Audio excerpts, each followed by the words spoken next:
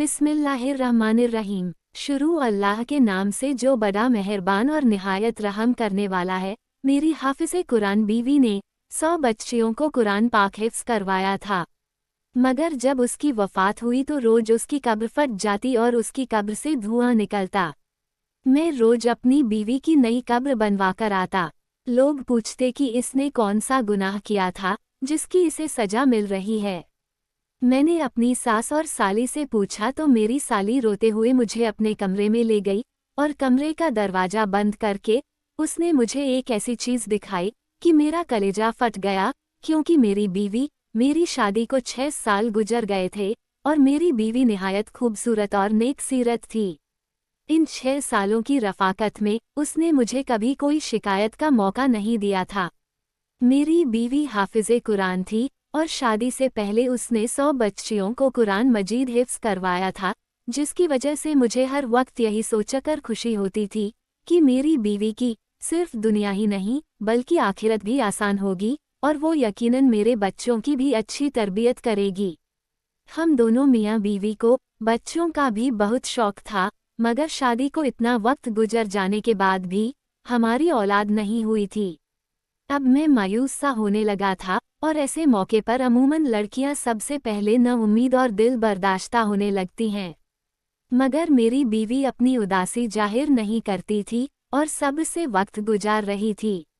फिर शादी के इतने साल बाद अल्लाह को मेरी बीवी का सब पसंद आ ही गया था और हमें औलाद की खुशखबरी मिली। मैं उन दिनों बहुत खुश था और अपनी बीवी का बहुत ज़्यादा ख्याल रख रहा था, क्योंकि डॉक्टर्स का कहना था कि मेरी बीवी को बहुत एहतियात की ज़रूरत है।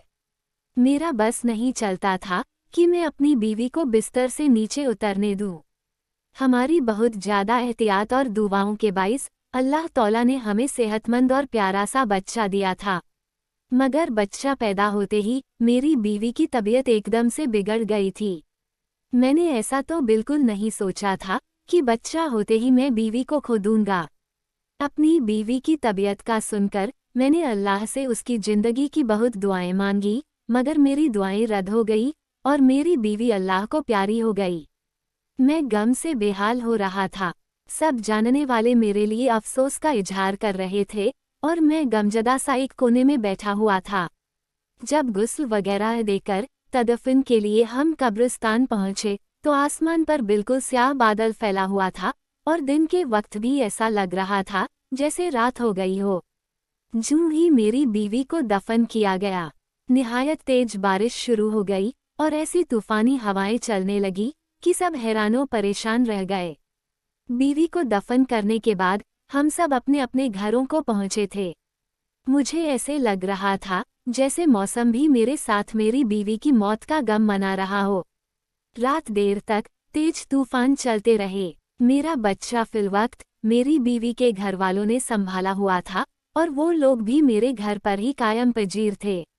इसलिए मैं भी बच्चे की तरफ से बेफिक्र होकर अपने कमरे में अकेला बैठा अपनी बीवी को याद करता और उसे याद करते करते मेरी आंख लग जाती। सुबह के करीब मैंने ख्वाब देखा कि मेरी बदहाल सी बीवी बहुत बुरी तरह रो रही है। अपनी बीवी को इतनी बुरी तरह रोता देखकर मैं तड़प उठा था और उसी वक्त मेरी आंख खुल गई। बाहर तूफानी बारिश और हवाएं अब थम चुकी थीं और आसमान भी साफ हो चुका था। अब मुझे वो ख्वाब परेशान कर रहा था। मैंने हमेशा अपनी बीवी को हंसते मुस्कुराते ही देखा था। उसका इस तरह रोना, उसका इस तरह ख्वाब में रोना मुझे बहुत घबराहट में मुब्तला कर गया था। मैंने घड़ी पर वक्त देखा तो फजर का वक्त था। मैंने उठकर फजर की नमाज अदा की और अपनी बीवी की मगफिरत की दुआएं करने लगा। वैसे तो मुझे पूरा यकीन था कि मेरी बीवी जैसी नेकशिफ्त नमाजी और हाफिजे कुरान औरत को अल्लाह ने कब्र की तंगी से भी निजात दे दी होगी। मैंने दुआ के बाद उठकर कमरे से बाहर झांका तो सब लोग नमाज पढ़ने में मसरूफ थे। मैंने अपने बेटे का पूछा तो मेरी बीवी के भाई ने मुझे बच्चा ला कर दिया। वो सुकून से सो रहा था। मैं मुतमिन हो गया और कितनी ही देर अपने बेटे को सीने से लगाकर बैठा रहा। अपने बच्चे को प्यार देकर मैं घर से निकलकर सीधा कब्रिस्तान पहुंच गया। मैं अपनी बीवी के लिए कुरान पढ़ना चाह रहा था और कुछ रात वाले तूफान के बाद मैं उसकी कब्र की हालत का भी अंदाजा लगाना चाह रहा था। मैं कब्रिस्तान पहुंचकर अपनी बीवी की कब्र के पास पहुंचा तो उसकी कब्र की हालत देखकर मेरे रोंगटे खड़े हो गए थे। मेरा दिल खौफ से फटने वाला हो रहा था, क्योंकि जिस औरत को मैं नेक और जन्नती समझ रहा था, उसकी कब्र पर ऐसा अजाब आया हुआ था कि मुझ जैसा मजबूत सा मर्द भी अंदर तक दहल गया था।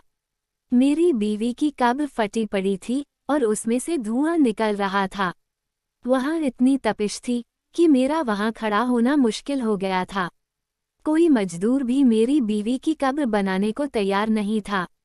बड़ी मुश्किल से मुझे एक मजदूर मिला जिसने मुझसे 4 गुना ज्यादा पैसे लिए और मेरी बीवी की कब्र पर मिट्टी डाल दी। ये सब उस मजदूर ने दूर से खड़े होकर किया था। मैं घर पहुंचा तो मेरी हालत निहायत खराब हो रही थी।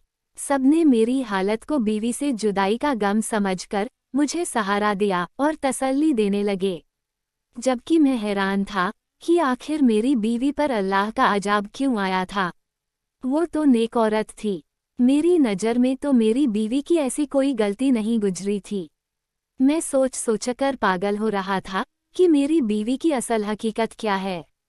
और जब मुझ पर अपनी मरहूम बीवी की हकीकत खुली तो मेरा दिल फट गया था। मोहतरम नाजरीन, अगर आपको आज की मेरी ये वीडियो पसंद आई हो तो वीडियो को लाइक करके चैनल को सब्सक्राइब भी कर ले, ताकि इसी तरह की वीडियो आपको दोबारा मिलती रहे। इंशाअल्लाह जल्द ही मिलेंगे और एक न्यू वीडियो के साथ। तब तक अपना ख्याल रखें। अल्लाह हाफिज।